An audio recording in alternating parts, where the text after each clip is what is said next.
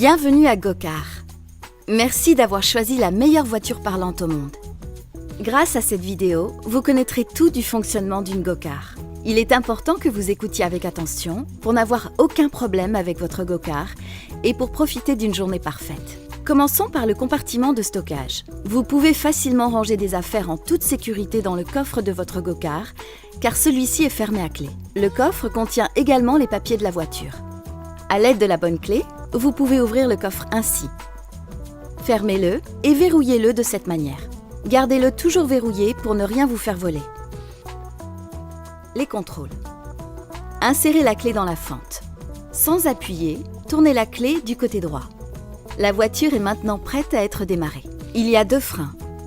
À droite, le frein avant. À gauche, le frein arrière.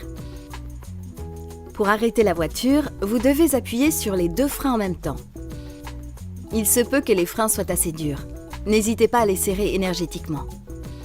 Le frein, quand vous vous garez, est à gauche. Appuyez sur le frein gauche de cette manière.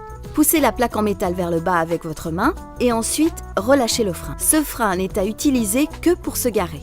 Ne roulez jamais avec. Sur la poignée gauche, il y a deux commandes. Celle qui permet de changer la position des phares en longue ou courte portée. Ce bouton doit toujours être en position haute. Les clignotants sont situés juste en dessous. Utilisez bien toujours ces clignotants à chaque fois que vous tournez et une fois le changement de direction effectué, appuyez sur le bouton blanc pour arrêter le signal. Juste en dessous se trouve le klaxon. Il est impératif de limiter son usage dans notre rue si ce n'est pas nécessaire. Sur la poignée droite, il y a deux autres commandes. Les phares sont contrôlés à l'aide du bouton du dessus. Les phares doivent toujours être allumés, donc ajustez le bouton vers la gauche. En dessous se trouve le starter rouge permettant de démarrer le véhicule. Sur l'écran de contrôle, vous pouvez voir la jauge de l'essence et un indicateur de vitesse qui vous montre à quelle vitesse vous roulez. La limite à ne pas dépasser en ville est de 45 km/h ou 30 miles par heure. Quand vous louez la voiture, le réservoir à essence est plein, vous permettant de parcourir entre 80 et 100 km, soit 3 ou 4 heures de conduite en continu. Si vous avez besoin de plus d'essence, vous pouvez remplir le réservoir dans n'importe quelle station-service avec du samplon 95. Il se trouve dans les pompes vertes. Quand vous louez la voiture, le plein est compris dans le prix et vous pouvez rapporter la voiture vide. À droite du guidon, il y a les commandes des haut-parleurs. Enfoncez le bouton vers le bas pour allumer le GPS et vers le haut pour l'éteindre. Pour contrôler le volume, ajustez le bouton de droite vers la droite ou vers la gauche. S'il vous plaît, baissez le volume dans les rues calmes. Pour démarrer votre Go-Car. Pour votre sécurité personnelle, assurez-vous de porter votre ceinture de sécurité et votre casque en permanence. C'est la loi et la police est très stricte. Ajustez vos rétroviseurs. Pour démarrer la voiture, vous devez suivre 3 étapes très faciles. Premièrement, assurez-vous que les roues sont droites et tournez la clé vers la droite.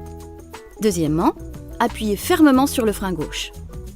Troisièmement, tout en appuyant sur le frein, appuyez sur le starter quelques secondes pour démarrer la voiture sans toucher l'accélérateur. Il vous faudra peut-être appuyer sur le starter plus longtemps pour démarrer la voiture et tourner l'accélérateur dans votre direction sur à peu près 1 cm. Il est très important de ne pas forcer trop fort sur l'accélérateur en démarrant le moteur, car vous finiriez par le noyer et vous devriez attendre 10 minutes avant qu'il redémarre. Si la voiture ne démarre pas avec le frein gauche, essayez d'utiliser le frein droit à sa place. Rappelez-vous qu'il ne faut jamais utiliser le frein et l'accélérateur en même temps. Pour faire reculer la Go-Car, le passager doit sortir de la voiture et la pousser en utilisant les barres métalliques. N'oubliez pas, vous pouvez vous garer dans les espaces réservés aux scooters ou dans les places de parking standard pour les voitures. Il est probable que vous ayez à payer pour vous garer. Les parkings pour cyclomoteurs sont gratuits, alors cherchez les espaces marqués par des triangles ou par des petites bandes blanches parallèles dans les coins des rues. Si l'endroit ne semble pas être réservé pour garer les cyclomoteurs, ce n'est donc pas permis. Ne risquez donc pas une amende. La Go-Car est une petite voiture très amusante, alors soyez gentil avec elle. Quand vous grimpez sur des collines assez raides, la voiture avance doucement. S'il vous plaît, ne la forcez pas en allant à plein gaz, car vous pourriez endommager le moteur. Si vous avez l'impression que la voiture a des problèmes sur les pentes les plus raides, demandez aux passagers de descendre de la voiture et de marcher à côté de vous pour les derniers mètres. Si vous êtes en groupe, respectez bien une distance de sécurité convenable. Ne talonnez pas la voiture à l'avant. Même si la go-kart paraît assez sportive, faites très attention en tournant pour éviter que la voiture ne bascule.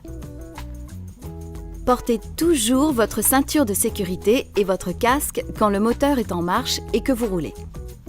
Gardez bien le coffre verrouillé et prenez les clés avec vous à chaque fois que vous vous garez. Si vous avez le moindre problème, appelez-nous. L'équipe go-kart se fera une joie de vous aider. Pour nous contacter, notre numéro est sur la carte et également sur les voitures. S'il vous plaît, essayez plusieurs fois si nous ne répondons pas à votre appel la première fois. Si vous n'avez pas de téléphone portable, utilisez une cabine téléphonique. Le magasin est ouvert de 9h à 21h l'été et de 10h à 19h l'hiver. Garder la voiture pour la nuit est strictement interdit. Avant de vous lancer sur la route, on vous demandera de faire un petit tour pour activer le GPS. Il est important de savoir que le GPS ne va vous parler qu'à partir du moment où vous suivez un itinéraire.